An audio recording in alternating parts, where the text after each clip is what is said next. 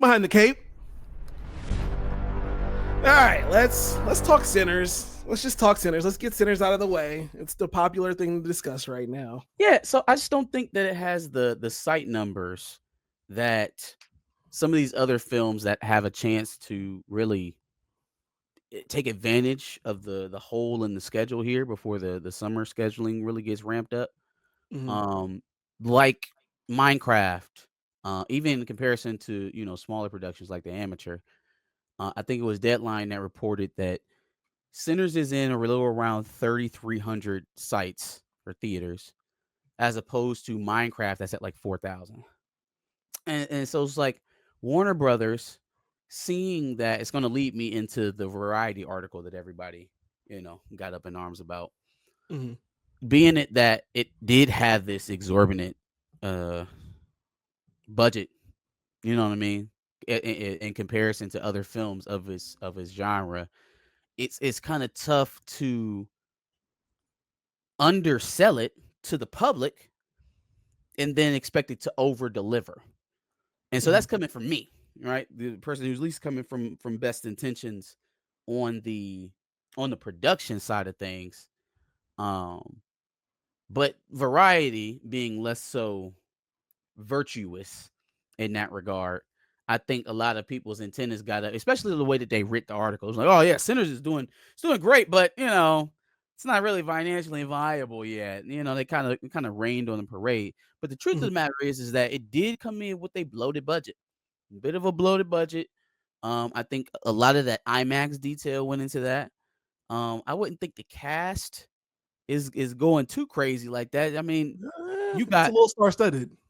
it's kind of stars, but nobody's commanding anything that's going to make you turn your head other than Michael B. Jordan. And his pay is being split between three places, two roles and a producer credit.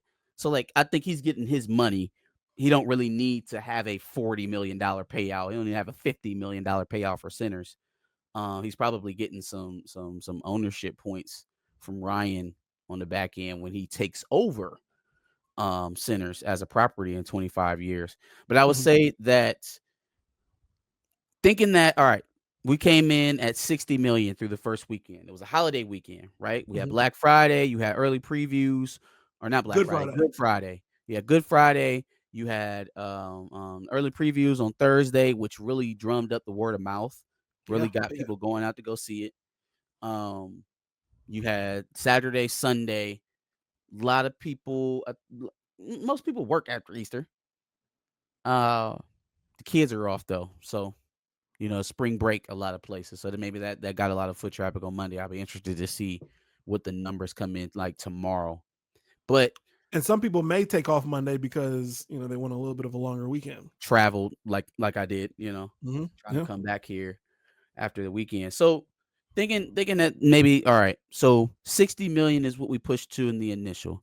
If you say on average that every film in its second week is going to average about a 40% loss from the week prior, Mm-hmm. knowing that we got to get two times the budget plus, because we got to cover the budget and we got to cover the marketing cost, right? So around 200 million is where we're starting to say, okay, this thing is doing something. We got something positive here. North of 2 million headed to 300 million, you're in get out us territory, Mm-hmm. right? And then beyond that, you're exceeding all reasonable expectations. We got to get to the first marker first, though. And they did kind of kneecap them, allowing it to be so expensive, number one. And then on top of that, they didn't put it in as many theaters as it should have been. There's nothing for it to compete with for them to shy away from matching Minecraft, from matching the Amateur. Like this is. I just want everybody to hear me. This is in no way a critique of Ryan Coogler because he didn't control this. Mm-hmm. And I would hope it has nothing to do with his deal that he has set. Because again, that was a little bit overblown. That is not something that Ryan Coogler created. It's not gonna end the film industry because Ryan Coogler getting paid out for his work. No, fam, he's following the footsteps of Quentin Tarantino, who did the same thing with what was it, Warner Brothers, I think it was, with Once Mm-hmm. Upon a Time in Hollywood. So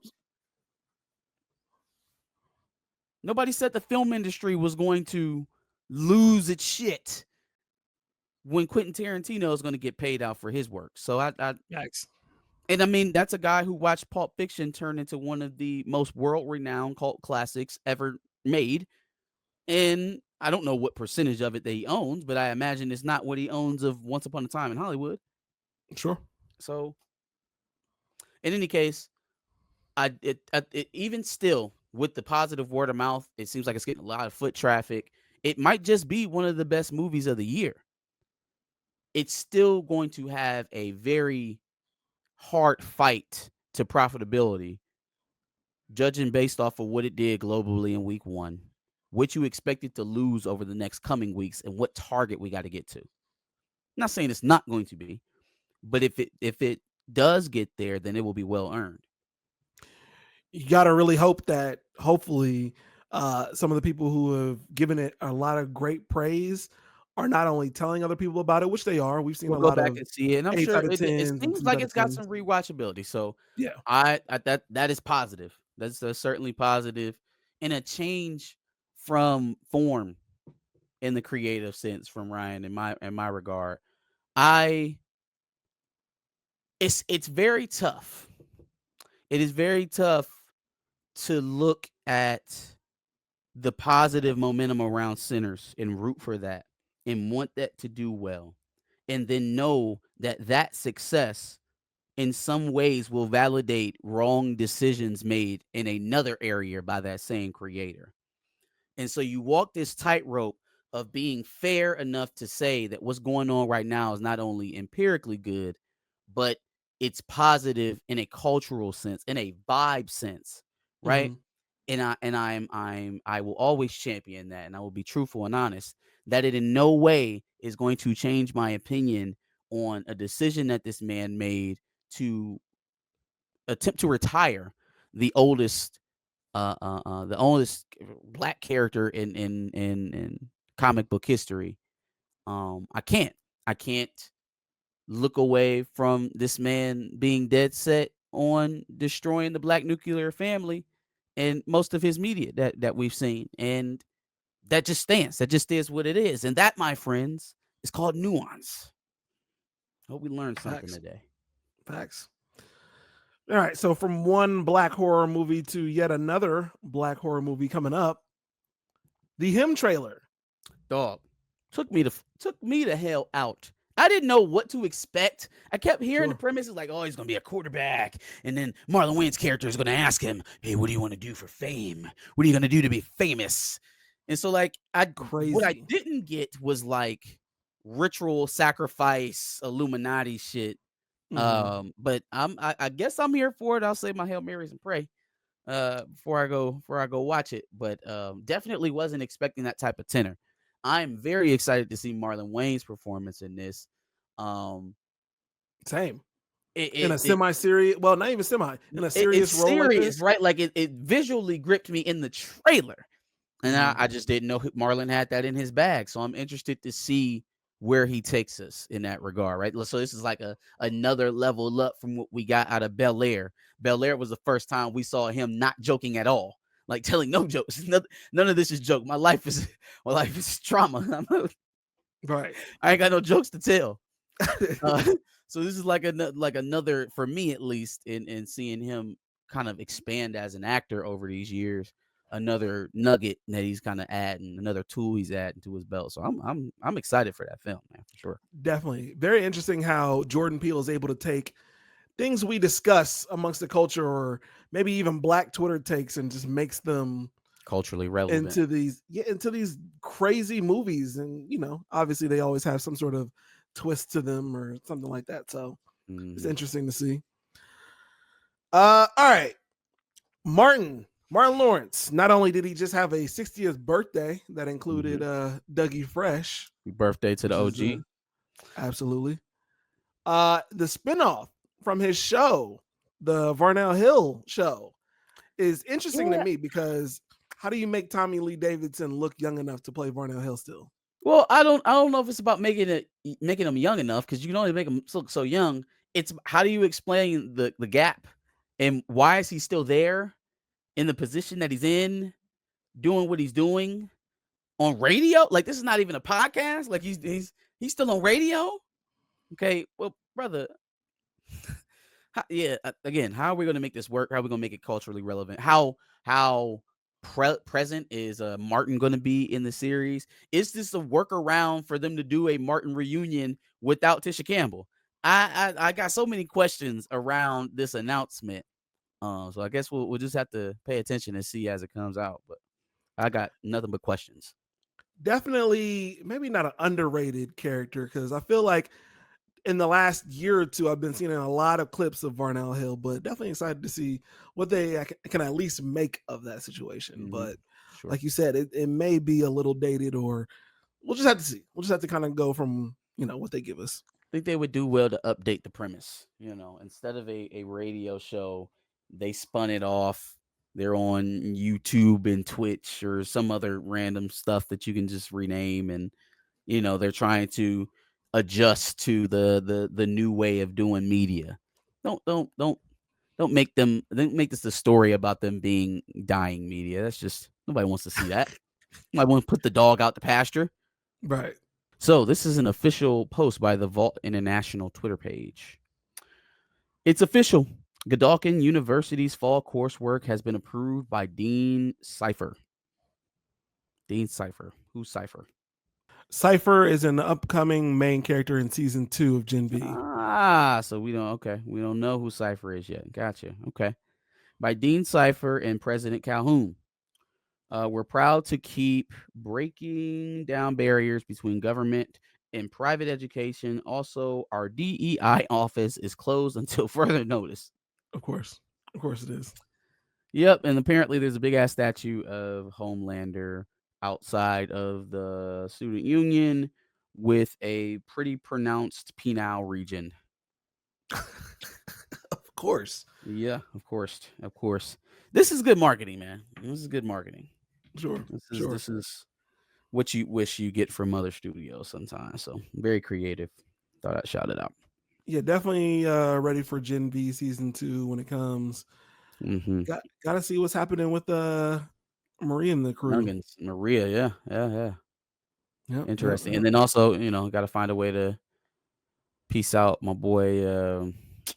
What's his name? Andre, yeah. Yep.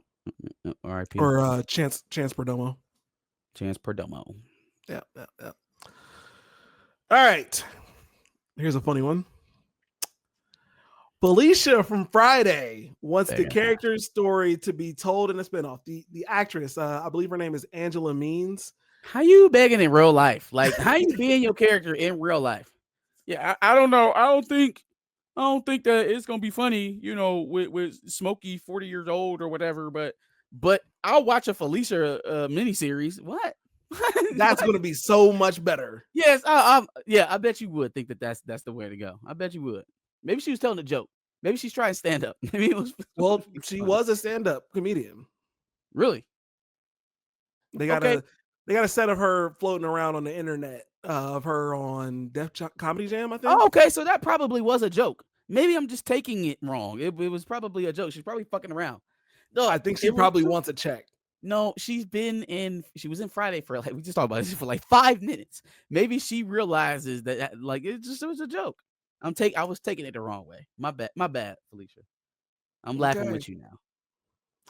Actually, I think her son is a football player. He went pro in the NFL. So maybe that's where it's coming from. Maybe that's where that idea came from. I just now put that two together. I think her son is like her son may have played for Florida. Really? I can't remember. Interesting. But he played in the NFL too. He played for Miami. Brad Kaya. Kaya? He played quarterback for Miami and then was drafted by the Lions. So boom. That's where her idea came from. Wow. Okay. I'm assuming. Why? Because her son said you better go get a Netflix show and cleanse our family name. Why did that come? No, because what she said was her and Debo have all these kids that are like pro athletes or whatever. Oh yeah. Okay. All right. Yeah, she's trying to. But like, maybe come back to Friday and expand your role. You know what I'm saying? Before you start pitching ideas Something. about a character who, like, I don't. If you didn't see the first movie, you don't know who the fuck Felicia is. You Well, don't know who she is. you gotta know who Felicia is if you've seen the movie, obviously. But If you've seen the first movie, what if you hopped on the series at next Friday? that's You have crazy. no clue who she is. Well, I mean, that's some people. You're not of the culture if you haven't seen the first Friday. I mean, I feel like that's different generations. The first Friday came out in 97, 95. 95. Yeah, there aren't too many people who got 90s movies cataloged in their brain. That's a fact. There is definitely a breaking point in the millennial generation where, like, some of us remember the old shit and the other part of us don't. Am I just now realizing that Felicia played the mom in Cousin Skeeter? That's crazy. We barely ever seen her though. You know what I'm saying? Like, she was just not very present. No, I but remember seeing the dad, right? Wasn't the dad the same dad that was in Raven? Wasn't I he in think Cousin so. Skeeter? Yeah. Yeah. Yeah. I remember seeing him a lot. I don't remember seeing the mom all that much. That's kind of The crazy. way you move and the way you do your thing.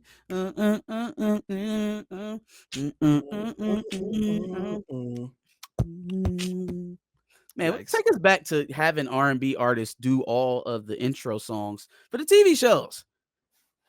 For the Black Like, TV first of show. all, y'all ain't making. What else you doing? You know what I'm saying? Y'all on stream. Y'all on stream with losers. So y'all got time to make jingles. Y'all Facts. got time. Facts. All right. George R.R. Martin. Oh my God. This man been caught dementia like Top Dog Law. George R.R. Martin says the winds of winter is the curse of my life. Guys, I think we just need to treat this like the next Rihanna album and just accept that it may never happen. It may not ever actually materialize. This book has been being written for what, like 10 years now? When did the series end? It concluded on May 19th, 2019. Yeah, okay. So we're 6 years out from the show ending, right? And that was what Song and Ice and Fire. We're currently doing House of the Dragons, which is Dance of the Dragons, another book that was already written. If we ever plan on tapping this IP forward, forging it forward, and not just telling folklore stories, gotta finish the fucking book, man. You gotta finish the book. Stop talking about it being the curse of your life and sit down and write. He's talking about, oh man, I've been traveling. Oh man, you know, I'm gonna get to it eventually. Oh man, it's been on my back. It's the curse of my life. Let me see what other bullshit he's talking about here in this quote. I know some more BS. He also responded to the fans mocking him by saying, "We got dire wolves before winds of winter." That's Now, funny. you've heard exactly what role I played in the dire wolf thing, and that did not seriously impinge my writing in Winds of Winter. Then where is it? Where is it? I'd rather you use that shit as an excuse than sit up here and tell me, nope, there's nothing encumbering me, no obstacles in my path. I'm clear and free to write, and I'm just not writing. What was the rest of the quote? More fanatic fans make it seem as if one or the other, and it's not. I'm not a fanatic fan, and you know, I'd rather you know, tweak some things, like add some more black people to your stories. But I'm reasonable enough to give you 7 damn years to write a book. Like, you were writing this in the middle of like the last seasons of Game of Thrones. It ended in 2019. It's 2025. We getting ready to wrap up House of the Dragon. He got nothing. Now, I know we got a lot of content for Josh to watch, but I'm all caught up. So let's get to it, buddy. Let's get to it. That's it. Give us your takes on our takes on Behind the Cape. Make sure you like, share, and subscribe. We're here every Thursday on Behind the Cape episode. Shoot them live on Sundays. Come and check us out. Facts. Make sure you check out our playlist full of Behind the Cape takes from previous weeks. Make sure you catch up on all of those. And like you said, make sure you subscribe. We like to do this every Thursday at 10 o'clock. Peace.